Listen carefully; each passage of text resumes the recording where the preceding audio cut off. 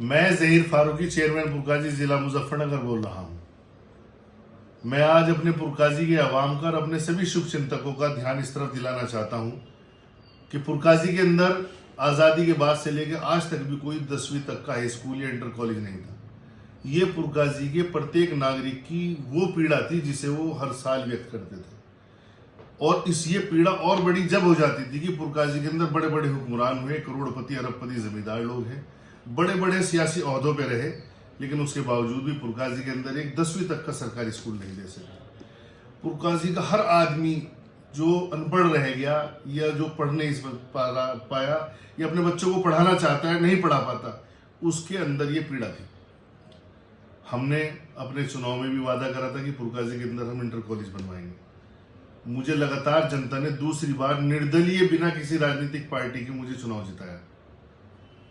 मैंने आज वो दिन है कि आज के दिन 29 अप्रैल 2025 को मैंने एक ज़मीन का बैनामा लिया और आज मैं उस ज़मीन के 8 बीघे ज़मीन के कागज़ जो खाईखेड़ी रोड पर है, पुरकाजी से खाईखेड़ी रोड पर सड़क पे है, वो ज़मीन मैंने आज जाके अपने जिलाधिकारी महोदय के हाथ में सौंप दी कि आप पुरकाजी के अंदर इंटर कॉलेज बना दीजिए।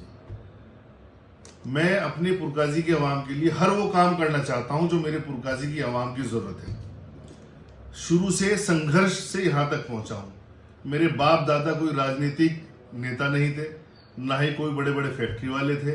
मैं ज़मीन से संघर्ष कर करके एक एक आदमी का राशन कार्ड बनवा के, गैस के कलेक्शन करवा के, बिजली के बिलों के लिए लड़के, हर मूलभूत समस्याओं के लिए लड़ के यहाँ तक पहुंचा हूँ।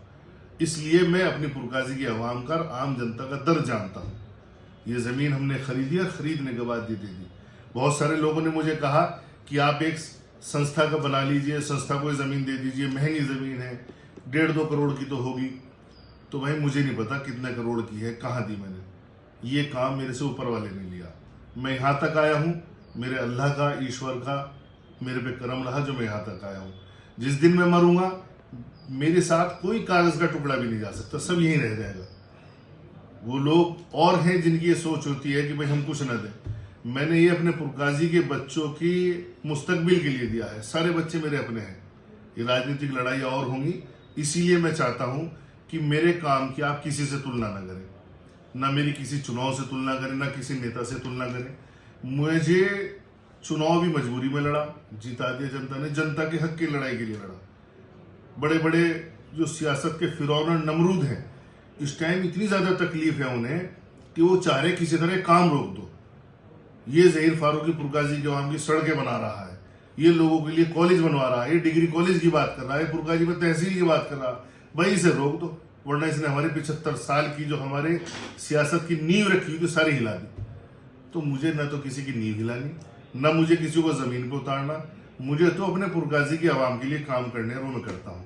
इसलिए ये जो आज मैंने कॉलेज के लिए ज़मीन दी है, मुझे नहीं पता इसकी क्या कीमत है, आप सब लोग खुद आकलन कर लेंगे, लेकिन मेरा मानना ये है कि इसका पूरा श्रेय पुरकाजी की जनता को जाता है। मैंने अपने कस्बे के लिए दी है और मैं चाहता हूँ कि सभी लोग इसके अंदर सहयोग करें।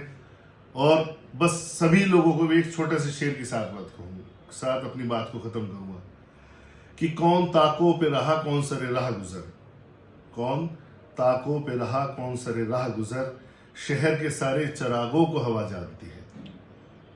पुरकाजी की आवाम को एक बार फिर बहुत बहुत बधाई। आज का दिन आपके लिए, मेरे लिए, हम सबके लिए खुशी का पल है। धन्यवाद। जय हिंद, जय भारत।